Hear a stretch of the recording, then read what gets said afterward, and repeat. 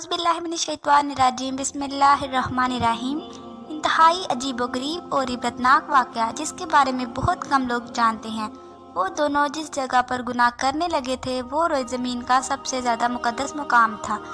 जैसे ही इन्होंने गुनाह किया इसी वक्त इनके जिस्म पत्थर होने लगे, इनकी रूहें कब्ज़ कर ली गईं और गोश्त पोश्त के जिस्म पत्थर के बनते चले गए। इस वक्त इनके इर्द गिर्द कोई भी नहीं था, इसलिए जो कुछ इन पर गुजरी इसके बारे में खुद इन्हीं के सिवा किसी को पता नहीं चला था। ये तारीख़ का इंतहाई अजीबोगरीब और खौफनाक तरीन वाक़या था। दो जिंदा इंसान जिनमें से एक मर्द था और दूसरी औरत थी, इज़ाब इलाही के तहत पत्थर के बन गए। कुछ देर गुजरी तो उधर से किसी का गुजर हुआ, इसने इनको देखा और पहचान लिया।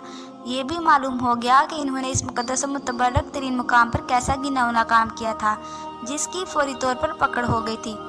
लोगों का मारे गुस्से और दुख के इंतहाई बुरा हाल हो गया। इन दोनों पत्थर के बुतों को निशान इबरत बनाने के लिए इस ज़माने के अहले इल्म और नेक लोगों ने इनको इस मुक़द्दस मुकाम से कुछ दूर इसी इलाके में एक दूसरे से काफ़ी लंबे फासले पर आमने सामने नस्ब कर दिया। इस मुक़द्दस मुकाम पर इबादत के लिए आने वालों के लिए लाजिम करार दे दिया गया कि इन दोनों के बुतों को जूते मारते हुए गुजरा जाए, ताकि देखने वालों के जहनों में इनका किया हुआ गुनाह ताज़ा रहे और इस वाक़या से इबरत हासिल करते नहीं। अब जो भी इस मुक़द्दस मुकाम पर आता वो इनको जूते मारते हुए गुजरने लगा। वक्त गुजरता रहा, 100-150 साल तक यही सिलसिला चलता रहा। इसके बाद कुछ वक्त गुजरा तो नई आने वाली नस्लों ने आहिस्ता आहिस्ता इन बुतों को जूतों से मारना छोड़ दिया। शैतान ने इनके जहन में ये बात डाल दी कि क्योंकि ये इबादत का हिस्सा नहीं, लिहाजा इन बुतों को जूतों से मारना ज़रूरी नहीं, बल्कि इसकी बजाय इनको इलामती तौर पर थप्पड़ मार के गुजरा जाए, जिससे इनका नफरत का इजहार भी होता रहेगा और इनके किए हुए गुनाह का ख्याल भी लोगों के जहनों में मौजूद रहेगा। गुजरते वक्त के साथ साथ ये थप्पड़ भी हल्की सी चिपत में तब्दील होने लगा और फिर बिल्कुल इलामती तौर पर आहिस्ता से इन बुतों को छूकर गुजरने का सिलसिला शुरू हुआ। शैतान ने एक बार फिर वर्गलाया। अब लोग इन बुतों को इस नियत से छूते कि वो इनसे नफरत करते हुए थप्पड़ मार रहे हैं, लेकिन साथ ही दुआ अपनी हजात के लिए दुआ भी मांगने लगे थे। शैतान ने इनके जहन में बिठा दिया कि अगर तुम इन बुतों को नफरत से छूते वक्त दुआ मांगोगे तो तुम्हारी दुआएं जल्दी कबूल होगी। यहाँ शैतान की शरारतें देख लीजिए कैसे आहिस्ता आहिस्ता जहनों को तब्दील करता है। जब लोगों की हाजत पूरी हो जाती तो शैतान इनको समझाता कि ये हाजत इसी वजह से पूरी हुई कि तुमने बुत को छूकर दुआ की थी। वक्त गुजरने के साथ साथ आने वाली नस्लों की सोच बदलती चली गई और वो अब इन बुतों को छूकर दुआ ज़रूर मांगते थे, लेकिन इनके अंदाज में इन बुतों के लिए अकीदत और एहतराम आने लगा था। और फिर वो वक्त भी जल्द आ गया जब एक बदबख्त ने इस बुत के सामने इसकी बाकायदा मनाजात की और इसी से दुआ मांगने लगा।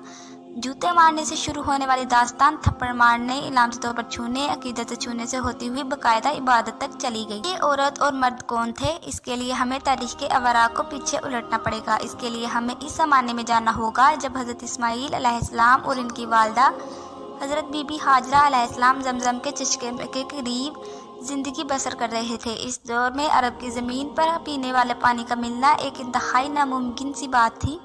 सहरा और खुश्क पहाड़ियों की इस ज़मीन पर पानी की एक बूंद का मिलना मुहाल था। अरब के कबाइल मीठे पानी के चश्मों और कुओं की तलाश में सहराओं और वादियों में मारे मारे फिरते थे। ये मौजूदा चश्मा जो नन्हे इस्माईल अलैहिस्सलाम के एड़ियाँ रगड़ने से मौजूदाती तौर पर अल्लाह की तरफ से पैदा किया गया था, इस बेआबो गया इलाके में दुनिया की सबसे बड़ी नेमत से कम नहीं था। और एक कबीला जो बनी जरहम के नाम से तारीख में मशहूर था, वो भी मीठे पानी की तलाश में सहराओं की खाक छान रहा था। इन्होंने जब दूर से परिंदों को उड़ते देखा तो इनको हैरानगी हुई, क्योंकि सहरा में परिंदों का पाया जाना पानी की इलामत था। चनाचा वो सारा कबीला इसी जानिब चल पड़ा। इन्होंने जब एक खातून और छोटे से बच्चे को इस ठंडे मीठे पानी के चश्मे के करीब देखा तो वो बहुत हैरान हुए और इस इलाके में जहाँ पानी का नामो निशान तक नहीं था, अल्लाह की कुदरत से एक चश्मे को रवां देखकर बेहद हैरान हुए। इन्होंने हज़रत बीबी हाजरा अलैहिस्सलाम से इस चश्मे के करीब ख्वाहिश इख्तियार करने की इजाज़त मांगी। हज़रत हाजरा अलैहिस्सलाम ने इनको इजाज़त दे दी और साथ में ये भी कहा कि इस चश्मे का पानी ज़रूर इस्तेमाल करो, लेकिन ये अल्लाह की इमानत है और इस पर किसी का भी कोई मालकाना हक नहीं होगा। कबीले वालों ने इस शर्त को कबूल कर लिया और यहाँ पर ही आबाद हो गए। बीबी हाजरा अलैहिस्सलाम ने नौजवान इस्माईल की शादी इसी कबीला जरहम की एक लड़की से कर दी और यूँ रफ्ता रफ्ता हज़रत इस्माईल अलैहिस्सलाम की औलाद खूब फली फूली और यूँ मक्का, जिसका असल नाम बक्का था, एक आबादी की शक्ल इख्तियार कर गया। कबीला जरहम वाले काफ़ी अरसा तक तो सीधे रास्ते पर रहे, लेकिन फिर आहिस्ता आहिस्ता इनमें खराबी पैदा होनी शुरू हो गई। اب انہوں نے کعبہ شریف کا انتظام سنبھال لیا اور حج کے لیے آنے والے لوگوں سے ملنے والا ہدیہ خود سمیٹنے لگ گئے، اور یوں رفتہ رفتہ ان کے اندر جرائم پیدا ہونے شروع ہو گئے۔ تب اللہ تعالیٰ نے ان کو سزا دینے کے لیے ان سے زمزم چھین لیا اور زمزم کا پانی خشک ہو گیا۔ وقت گزرنے کے ساتھ ساتھ زمزم کے نشان تک مٹ گئے۔ اب کسی کو بھی معلوم نہیں تھا کہ یہاں زمزم نام کا کوئی چشمہ ہوا کرتا تھا۔ اسی قبیلے کا ایک شخص جس کا نام مزاج بن عمرو تھا، بہت ہی نیک اور پارسا شخص تھا۔ اس نے قوم کو بہت سمجھایا اور ان کو بہت سے خطبے دیے، اللہ کے عذاب سے ڈرایا، لیکن ان پر کوئی اثر نہ ہوا۔ جب یہ قبیلہ اپنے برے کاموں سے باز نہ آیا تو ایک رات مزاج نے سوچا کہ یہ لوگ جس طرح کعبہ شریف کی ہدیوں کی صورت میں آمدن کھانے لگے ہیں، کسی دن یہ حج کرنے کے لیے آنے والوں کی طرف سے چڑھائے گئے قیمتی ہدیے، جن میں سونے چاندی کی کچھ اشیاء شامل تھیں، وہ بھی چرا لیں گے۔ انہوں نے رات کو اپنے بیٹے کے ساتھ لیا اور کعبے کے اندر موجود سونے کے قیمتی ہدیے اٹھائے اور جس جگہ زمزم کا چشمہ ہوا کرتا تھا، اسی جگہ کھدائی کر کے یہ سب قیمتی ہدیے وہاں چھپا دیے۔ اب جیسا کہ اللہ تعالیٰ کسی قوم کے بگڑنے پر اس قوم کو کسی دوسری قوم کے ہاتھوں عذاب دیتا ہے، اس قوم کو بھی عذاب دینے کا فیصلہ کر لیا گیا، اور ایک اور قبیلے بنی حذا کو ان پر مسلط کر دیا گیا۔ بنی حذا والوں نے بنی جرہم کو مار مار کر مکہ سے نکال دیا۔ ان کے قبیلے کے کثیر تعداد میں افراد کو قتل بھی کر ڈالا، اور یوں لٹے پٹے بنی جرہم یمن میں جا کر آباد ہو گئے۔ اسی زمانے میں اس قبیلے کے ہاں ایک لڑکے اور لڑکی نے جنم لیا۔ لڑکے کا نام عیسیٰ بن جلا تھا اور لڑکی کا نام نائلہ بنت زید تھا۔ دونوں جب جوان ہوئے تو ایک دوسرے کے عشق میں گرفتار ہو گئے اور انہوں نے آپس میں ناجائز تعلقات قائم کر لیے۔ ایک بار یہ دونوں حج کے لیے ایک قافلے کے ہمراہ مکہ مکرمہ گئے۔ مکہ مکرمہ میں ان کو تنہائی میسر آئی تو انہوں نے ایک خبیث فعل کرنے کا ارادہ کر لیا۔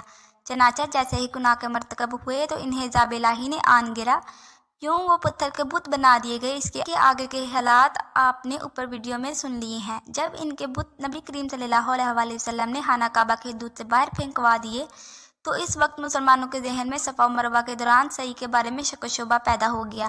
وہ سوچنے لگے کیونکہ صفا و مروہ پر دونوں کے بت پہلے نصب تھے جن کا طواف جاہلیت کے زمانے میں کیا جاتا تھا، لہٰذا اب ان کا صفا و مروہ کا طواف کہیں ان بتوں کی یاد میں نہ ثابت ہو، جس کی وجہ سے ان پر بھی اللہ کا عذاب نازل نہ ہو جائے۔ اس پر سورۃ بقرہ کی آیت نمبر 158 نازل ہوئی، جس میں اللہ تعالیٰ نے ارشاد فرمایا، بے شک صفا اور مروہ اللہ کی نشانیوں میں سے ہیں، سو جو شخص حج کرے اور بیت اللہ کا یا عمرہ کرے تو نہیں ہے کچھ گناہ اس پر جو صحیح کرے ان دونوں کے درمیان، اور جو شخص خوش دل سے کرتا ہے کوئی نیک کام تو بے شک اللہ ہے قدردان، سب کچھ جاننے والا ہے۔